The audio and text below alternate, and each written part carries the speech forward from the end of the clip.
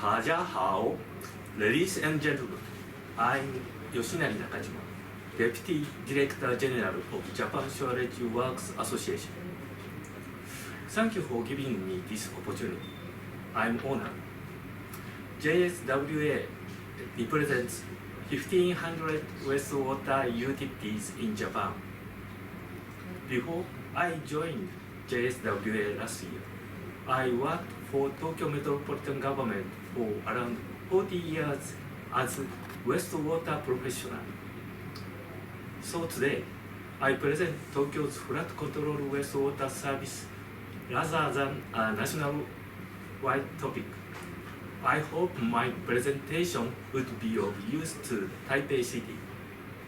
From now on, allow me to have my staff, Yusuke Matsumiya, speak for me. 谢谢。大家好, I'm Yosuke Matsumiya, Head of International Team. I'll speak for him. Thank you.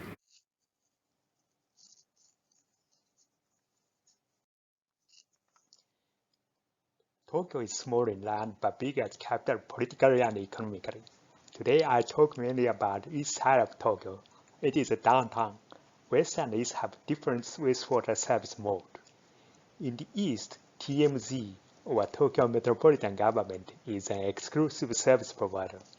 23 municipalities are not engaged. In the west, 30 municipalities in Tama area are main service providers.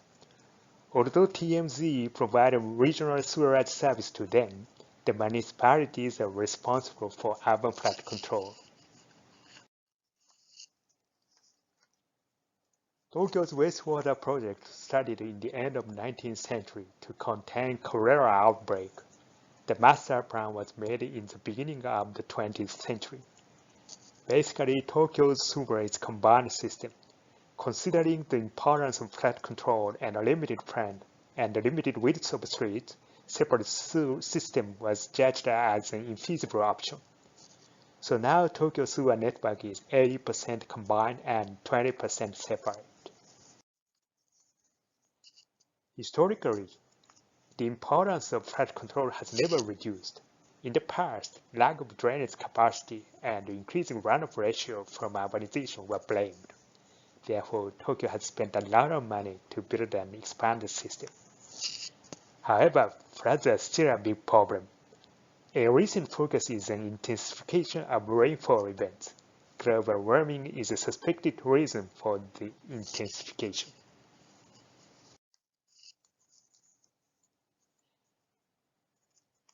When we talk about floods, there are two types of floods. One is a river flood, where water running in river channels overflows to the surroundings, with or without breach of levees.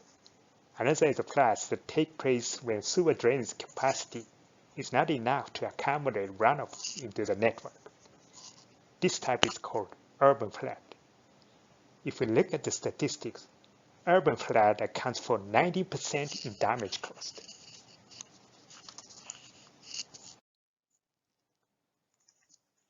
In the Tokyo's master plan for flood control, 75 mm per hour is the target rainfall intensity to prevent floor flood. 6 mm per hour is the target to prevent street flood.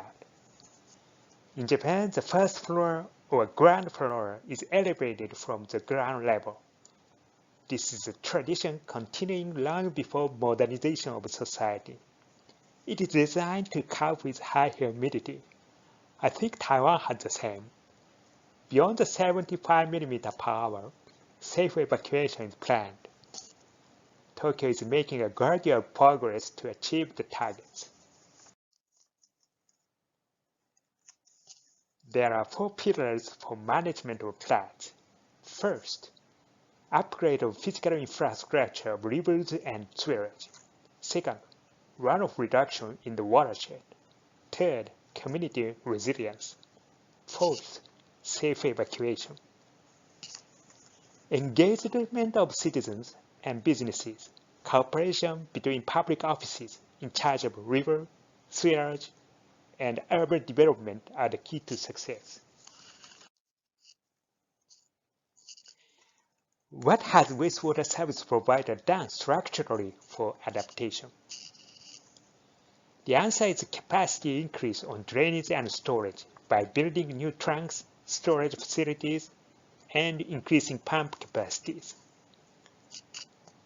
Annual capital expenditure for flood control by sewage was around 600 to 700 million US dollars in recent years.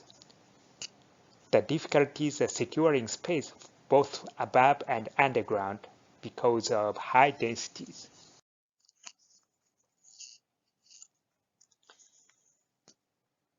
I said Tokyo's target is 75 millimeter per hour.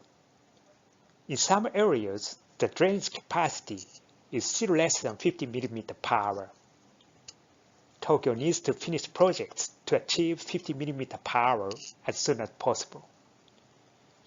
50 millimeter per hour is the old target Tokyo had kept for many years. On the other hand, to protect people's lives and prevent repeated flooding, some places need to be upgraded to drain 75 millimeter per hour. For these purposes, Tokyo built storage sewer and new pumping stations.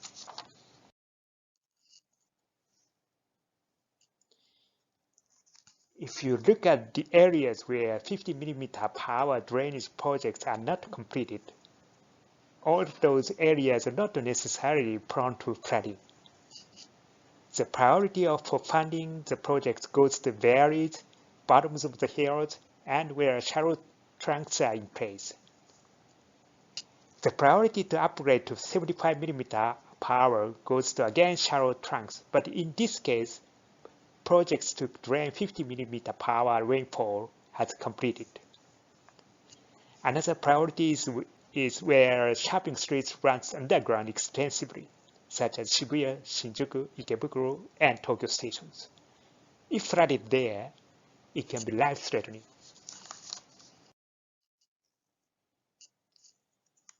Sewer is a network.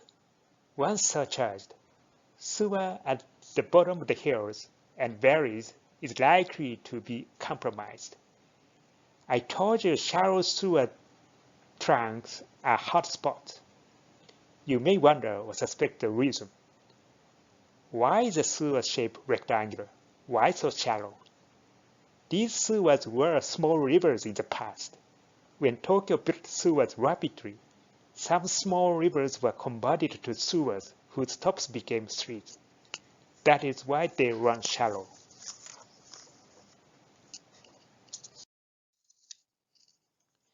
To increase the capacity of a river-converted sewer, another trunk line is built under the current operational sewer.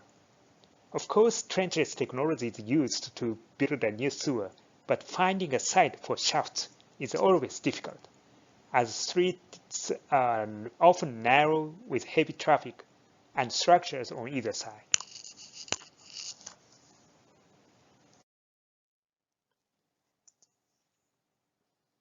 In some places, storage tanks are already in place as a temporary solution to mitigate flooding. This is because building a new trunk line was prohibitively expensive. But due to exacerbating floods, Tokyo has started building the new line to reach 50 millimeter per hour of drainage. Although it was temporary, it is useful to keep the storage tanks after the new trunk line completed. In these cases, 50 millimeter per hour or more capacity will be achieved once the new line completes.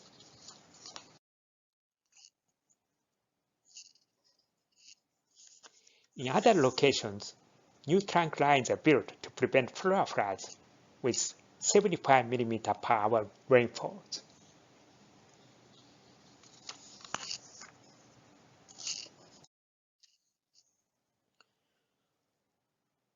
For underground shopping streets, storage sewers are planned and built. Unfortunately for now, there are no waters to accept discharge from sewers. The stored water is returned to sewers in the vicinity after rainfall events and treated at wastewater treatment plants. This is environmentally sound as the water is combined sewage.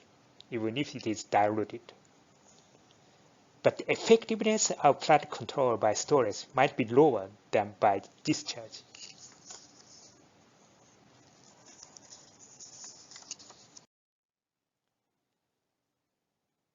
In some areas, although trunk sewer lines completed, river authority does not allow discharge from sewers to rivers.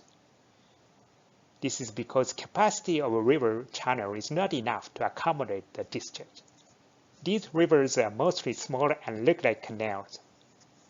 It is hard to expand flow capacity because either side of the river has many structures. It is impossible to widen the channel because the rivers connect to tidal big rivers at the downstream. Bed excavation does not increase their flows. Therefore, many improvements and innovations are implemented to cope with these difficulties.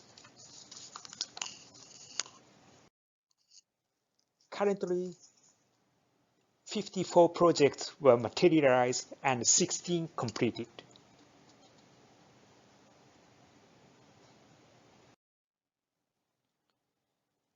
Other than structural solutions, Tokyo implements non-structural solutions as well. Tokyo Sewerage Bureau owns and operates a radar rainfall gauge system. The original intention was to provide pump operators with accurate rainfall data.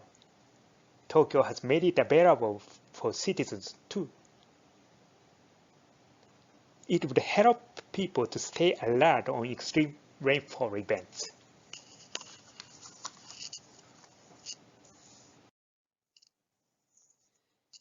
Another non-structural solution is the flood map. Tokyo made 50 maps and posted them on their website last year and this year. Other cities in Japan had severe flooding with many casualties due to extreme rainfall events. Tokyo suffered minor damage, partly because of its commitment it had made for a long time to reduce flooding. Ordinary citizens in Tokyo have recognized the danger of floods by media coverage of flood damages in other cities. I am sure many residents in Tokyo access the website to know the potential dangers of their homes and businesses. Thank you for your attention. 谢谢。